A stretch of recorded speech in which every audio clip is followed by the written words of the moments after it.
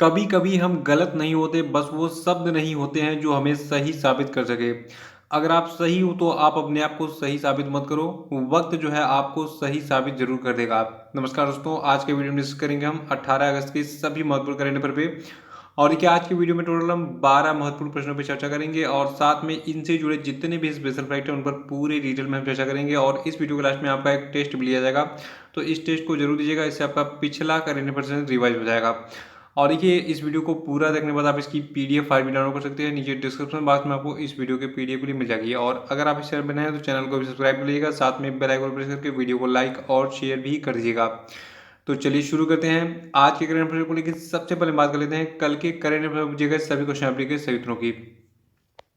देखिए, क्वेश्चन का पहला प्रश्न है कि हाल ही में भारतीय क्रिकेटर सुरेश रैना ने अंतर्राष्ट्रीय क्रिकेट से संन्यास की घोषणा कर दी है। सुरेश रैना का जन्म किस राज्य में हुआ था? तो देखिए, सुरेश रैना का जन्म हुआ था उत्तर प्रदेश में। और इनके बारे में जो डिटेल्स हैं जो कि एग्जाम में पूछी जाएंगी, ये मैंने आपको परसों के वीडियो में बताई थी, तो परसों का वीडियो देख के उसको रिवाइज कर डालिएगा। और देखिए, दूसरा था कि भारत के महान क्रिकेटर महेंद्र सिंह धोनी ने क्रिकेट से संन्यास की घोषणा कर दी है। इनका जन्म कहाँ पर हुआ था?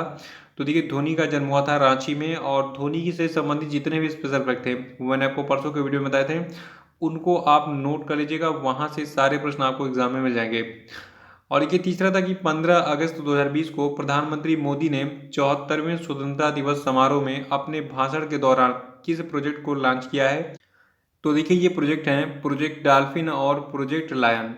और देखिए, जो आपका 15 अगस्त का इस साल का भाषण था, ठीक है, पीएम मोदी का, तो उससे संबंधित जितने भी फैक्ट है, ये वीडियो के लास्ट में एक प्रश्न है, उस प्रश्न में आपको डिटेल में बताऊंगा, तो वीडियो को शुरू से लास्ट तक देखते रहिए। और देखिए, चौथा था कि हाल ही में भारत सरकार ने किस देश में विस्फोट से प्रभावित लोगों के लिए 58 टन आपातकालीन मानवीय सहायता भेजी है? तो देखिए, ये देश आपका है लेबनान। और पांचवा था, हाल ही में किस स्थिति को प्रधानमंत्री मोदी ने राष्ट्रीय डिजिटल स्वास्थ्य मिशन को लॉन्च किया है? तो देखिए, पीएम मोदी ने इसको लॉन्च किया 15 अगस्त 2020 को। और आज के रेंडवर का पहला प्रश्न है कि Spanish grand prix 2020 formula one race किसने जीता है? तो देखिए, जो आपका Spanish grand prix 2020 formula one race है, इसको जीता है लुइस हैमिल्टन ने। और लुइस हैमिल्टन कौन है? देखिए, लुइस हैमिल्टन जो है ये बिलोंग करते हैं ब्रिटेन से, और ये मर्सिडीज के ड्राइवर हैं। और इन्होंने भी हाल ही में circuit de Barcelona Catalunya Spain में जो है आयोजित formula one Spanish grand prix 2020 race को जो है जीत लिया है। और देखिए, ये जो है इस सीजन की लुइस हैमिल्टन की चौथी जीत थी और इनके करियर की 88वीं जीत थी, ठीक है, क्रम से। तो ये चीज़ आप याद रखेगा। और देखिए, जो का ये Spanish grand prix 2020 formula one race था, तो इसके विजेता रहे लुइस हैमिल्टन, यानी कि ये इसमें पहले स्थान पर हैं। और इस रेस में दूसरे स्थान पर आपके रहे जो आपके रेड बुल के ड्राइवर हैं नीदरलैंड के मैक्स वेस्टप्पन। और इसमें तीसरे स्थान पर रहे जो आपके वाल्टेरी बोटास हैं, जो कि फिनलैंड के निवासी हैं और मर्सिडीज के ही ड्राइवर हैं। तो ये सारी चीज़ें जो है इसका स्क्रीनशॉट लीजिए, इसको आराम से नोट कर लीजिएगा। और देखिए, दूसरा प्रश्न है कि हाल ही में किस बॉलीवुड अभिनेता को जो है कैलिफोर्निया स्टेट असेंबली में सम्मानित किया गया है? तो देखिए, भारत के ये बॉलीवुड अभिनेता आपके हैं सुशांत सिंह राजपूत। इनको मरणोपरांत अभी हाल ही में कैलिफोर्निया स्टेट असेंबली में सम्मानित किया गया है। और देखिए, सुशांत सिंह राजपूत को यह सम्मान भारतीय सिनेमा और संस्कृति में इनके योगदान देने के लिए दिया गया है। देखिए, जो आपके सुशांत सिंह राजपूत हैं, बता दें आपको कि जो 14 जून का दिन था, ठीक है, 14 जून को मुंबई के उपनगर बांद्रा स्थित इनके घर में जो फंदे से लटका मिला था। कई लोगों ने कहा इन्होंने आत्महत्या की है, लेकिन इसकी अभी सीबीआई जांच चल रही है, क्योंकि ऐसा माना जा रहा है कि इनकी हत्या हुई है, ठीक है, लगभग 99% मतलब चांसेस हैं इनकी हत्या ही हुई है। और अभी तो जांच चल रहा है, बाद में अगर इसका रिजल्ट आएगा तो मैं आपको अपडेट दे दूंगा। देखिए, हम बात कर रहे हैं सुशांत सिंह राजपूत की। देखिए, आप बता दूं, सुशांत सिंह राजपूत के इस 14 जून वाले कथित खुदकुशी की जो सीबीआई जांच है ये चल रही है वर्तमान में। और देखिए, आपको बता दूं, भारतीय समुदाय के एक नेता हैं, कहाँ पे, कैलिफोर्निया में, जिनका नाम है अजय भुटोरिया। इन्होंने भी हाल ही में कैलिफोर्निया स्टेट असेंबली की ओर से सम्मान के तौर पर इनको ये प्रमाण पत्र प्रदान किया, ठीक है। ये तो खैर नहीं रहे, इनके तरफ से इनके फैमिली मेम्बर्स को ये सम्मान दिया जाएगा, ठीक है। तो याद रखिएगा कि सुशांत सिंह राजपूत जो हैं, जो कि बॉलीवुड अभिनेता थे और जिनकी भी हाल ही में हत्या हो गई, या फिर इन्होंने अभी हाल ही में एक तरीके से कहा जाए सुसाइड कर लिया, तो इनको जो है अभी हाल ही में कैलिफोर्निया स्टेट असेंबली ने सम्मानित किया है। और तीसरा प्रश्न है कि हाल ही में किस पूर्व भारतीय क्रिकेटर और उत्तर प्रदेश के मंत्री का निधन हो गया? तो देखिए, उत्तर प्रदेश के ये मंत्री थे चेतन चौहान। चेतन चौहान एक क्रिकेटर भी रह चुके हैं, देखिए चेतन चौहान ने अपने 12 साल लंबे क्रिकेट करियर के दौरान जो है भारत के लिए कुल 40 टेस्ट मैच खेले थे, जिसमें 16 अर्धशतक और 2 विकेट लेकर कुल 2084 रन बनाए थे। और देखिए जो आपके चेतन चौहान हैं, इनको जो है 1981 में अर्जुन पुरस्कार से सम्मानित किया गया था और इन्होंने महाराष्ट्र और दिल्ली के लिए रणजी ट्रॉफी भी खेली थी। और ये जो है 2018 में उत्तर प्रदेश मंत्रिमंडल में युवा और खेल मंत्री थे और इन्होंने यूपी मंत्रिमंडल में सैनिक कल्याण, होमगार्ड, पीआरडी और नागरिक सुरक्षा मंत्री के रूप में भी कार्य किया था। तो यहाँ पे जितने भी फैक्ट मैंने बताए हैं चेतन चौहान के बारे में, इसको आप याद रखिएगा। और एक खास बात और याद रखना है, देखिए जो आपके चेतन चौहान है, इनका जन्म हुआ था 21 जुलाई 1947 को बरेली में, ठीक है। बरेली में ये पैदा हुए हैं और अभी हाल ही में इनका निधन हो गया। और देखिए इनका निधन हुआ है कोविड-19 यानी कि कोरोना वायरस के संक्रमण के कारण। और चौथा प्रश्न है कि निम्नलिखित में से किस भारतीय क्रिकेटर को ई बाई गो का ब्रांड एम्बेसडर नियुक्त किया गया है। तो देखिए ई बाई गो के ब्रांड एम्बेसडर बनाए गए हैं हरभजन सिंह। देखिए आप बता दूं, ई वाहन स्टार्टअप कंपनी जो आपकी ई बाई गो है, इसने भारतीय क्रिकेटर हरभजन सिंह को अपना ब्रांड एम्बेसडर बनाया है ताकि हरभजन सिंह जो है ये प्रमोट कर सकें, लोगों को जो है जागरूक कर सके कि जो इलेक्ट्रॉनिक्स वाहन है, ठीक है, इनका ज़्यादा से ज़्यादा उपयोग किया जाए, ठीक है। तो ये ई वाहन अपनाने के लिए लोगों को प्रेरित करेंगे इस ई बाइक गो कंपनी के ब्रांड एम्बेसडर के रूप में। देखिए सरकार चाहती है कि 2022 जो है, ठीक है, 2022 तक पूरे देश में कम से कम 10% वाहन जो है ये इलेक्ट्रॉनिक वाहन हो, यानी कि ये जो है बैटरी से चलने वाले वाहन हो, ठीक है, जिसको आप चार्ज करें और आराम से चलाएं। जो आपके पेट्रोलियम ईंधन से चलने वाले जितने भी वाहन हैं, ठीक है, उनको कम करना सरकार का लक्ष्य है।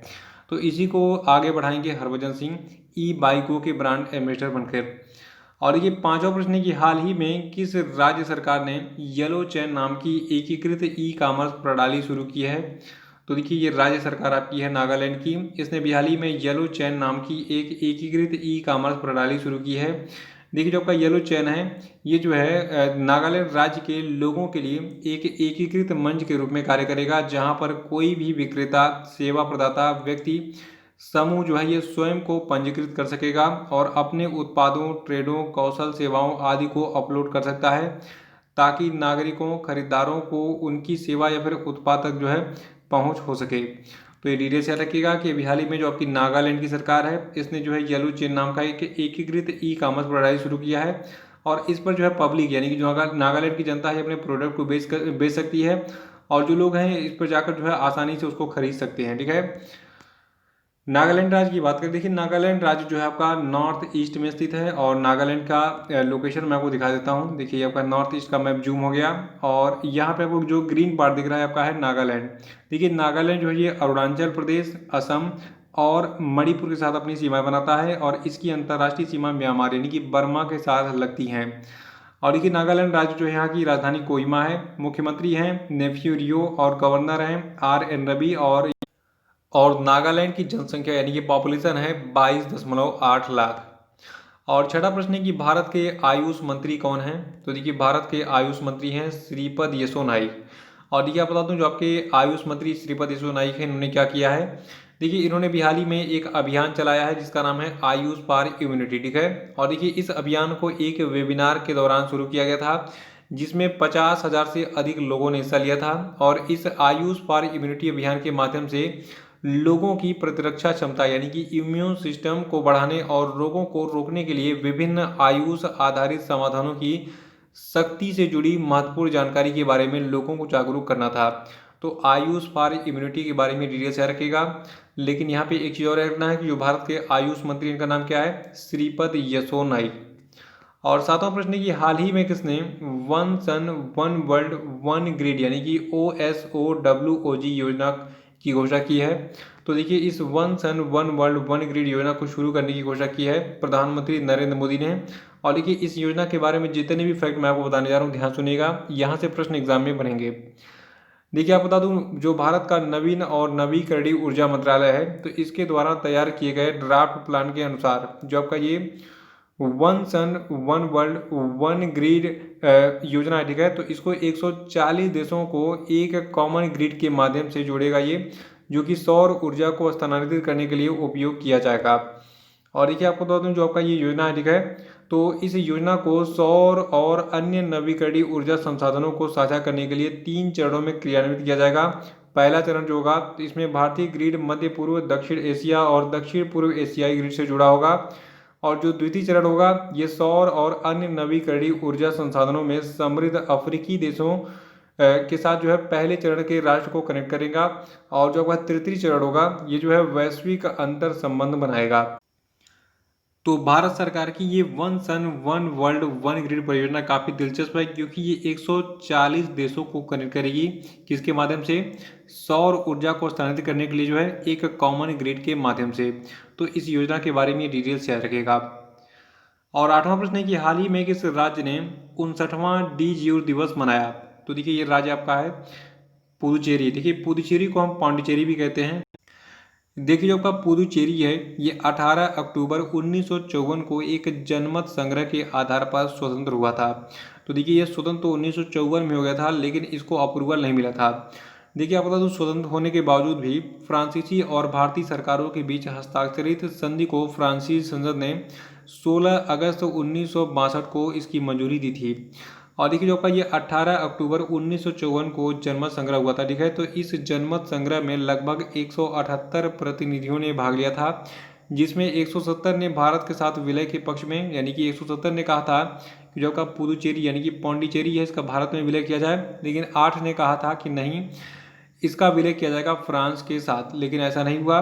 जो आपका पुदुचेरी है अब इस पर वह भारत का कब्जा है। भारत कब्जा किया, हमारे भारत का ही पार्ट था, फ्रांसीसियों ने इस पर कब्जा किया था जिसको हमने मुक्त किया। तो ये डेट बहुत ही इंपॉर्टेंट है, आपको फिर से रिवाइज करा दूं। देखिए पुदुचेरी जो है ये 18 अक्टूबर 1954 को एक जनमत संग्रह के आधार पर स्वतंत्र हुआ था, लेकिन जो फ्रांस की संसद है और भारत की सरकार है इसके बीच में जो हस्ताक्षरित संधि है इसको फ्रांसीसी संसद ने अप्रूवल कब दिया था? 16 अगस्त 1962 को। ठीक है, तो इसीलिए जो है ये दिवस जो है याद करने के लिए DGU दिवस के रूप में मनाया जाता है। और इस साल 16 अगस्त 2020 को 59वां DGU दिवस मनाया गया। और देखिए 9वां प्रश्न है कि हाल ही में किसे गो एयर एयरलाइन के मुख्य कार्यकारी अधिकारी के रूप में नियुक्त किया गया है? तो देखिए ये व्यक्ति आपके हैं कौशिक खोना। देखिए नाम बिल्कुल सही है, खन्ना नहीं है, खोना है। ठीक है, तो कौशिक खोना बनाए गए हैं गो एयर एयरलाइन के मुख्य कार्यकारी अधिकारी। देखिए जो आपका ये गो एयर एयरलाइन है इसका मुख्यालय मुंबई महाराष्ट्र में स्थित है और इसके संस्थापक हैं जहांगीर वाडिया। इसकी स्थापना 2005 में की गई थी। 10वां प्रश्न है कि हाल ही में किस बैंक ने डिजिटल बैंकिंग को बढ़ावा देने के लिए डिजिटल अपनाए अभियान शुरू किया? तो देखिए इस डिजिटल अपनाए अभियान को स्टार्ट किया है पंजाब नेशनल बैंक ने। देखिए अभी हाल ही में डिजिटल अपनाए अभियान को पंजाब नेशनल बैंक के जो प्रबंध निदेशक हैं SS मल्लिकार्जुन राव, ठीक है, इनके द्वारा स्वतंत्रता दिवस के अवसर पर शुरू किया गया था। और देखिए इस अभियान को 15 अगस्त से 31 मार्च 2021 तक जो चलाया जाएगा। तो डिजिटल अपनाए अभियान को किसने स्टार्ट किया? पंजाब नेशनल बैंक ने। किस लिए? डिजिटल बैंकिंग को बढ़ावा देने के लिए। 11वां प्रश्न है कि प्रधानमंत्री नरेंद्र मोदी ने 74वें स्वतंत्रता दिवस के अवसर पर कितने समय तक भाषण दिया था? तो देखिए इनके भाषणों का ड्यूरेशन जो है एग्जाम में बहुत पूछा गया है पिछले एग्जाम में। देखिए इस बार इन्होंने लगातार 7वीं बार जो है स्वतंत्रता दिवस के अवसर पर भाषण दिया था। कितने मिनट का? 1 घंटे 26 मिनट का। और इन्होंने कुल 1 घंटे 26 मिनट लंबा भाषण दिया था। और देखिए इन्होंने अपने इस 1 घंटे 26 मिनट लंबे भाषण में Atmanirbhar Bharat, local to vocal और make in India to make for world जैसे विषयों पर ध्यान पर जो है जोर दिया।